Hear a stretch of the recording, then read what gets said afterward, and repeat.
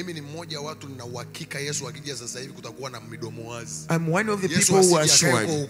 If Jesus come now, people will be bewildered. We ministers, sisi watumishi, we are serving at the table of the Lord. Tunatumika katika meza ya Mungu, but we are not serving the Lord. Lakini hatumtumiki Mungu. It is possible. Inawezekana kabisa to serve his table, kutumika katika meza yake, but lakini not to serve, sio kumtumikia the Lord himself. Mungu mwenyewe. The church at this end time, kanisa katika nyakati za mwisho, we are serving, tunatumika in God's table, tunatumika katika meza ya Mungu, but lakini we are not serving, hatumtumiki God himself. Huyo Mungu mwenyewe. When he will come, wakati atakapokuja, he will deny us, atatukataa and say, go far atasema, nenda mbali of me, nenda mbali yangu, you people of iniquity, watu wa uovu, because I don't know you. Kwa sababu si wajui. We have gift, tuna karama, we have talent, tuna vipawa, we are using to serve the table,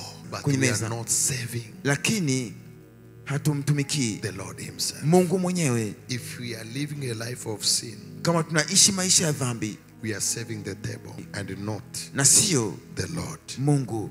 Nitafundisha I'll teach kwenye mkutano unaoenda Simiyu, in the crusade in Simiyu, wokovu, salvation. na nitakwambia kitu Yesu ameniambia. I'll tell you what Jesus told me. Injili ya wokovu, this gospel of salvation, ni alama ya utakaso, is a sign of sanctification. Ukiona injili ya wokovu haipo, maana yake utakatifu na utakaso haupo. When you see the gospel of salvation is not there, that means sanctification and consecration is missing. Injili za wokovu unazisikia? Do you hear the gospel of salvation? Yesu anakuja kumchukua nani? Who does Jesus come to take? It is possible, inawezekana to serve kutumika the table, inawezekana kutumika katika meza of the master, ya Bwana, but you are not serving the lakini master. humtumikii Bwana yule.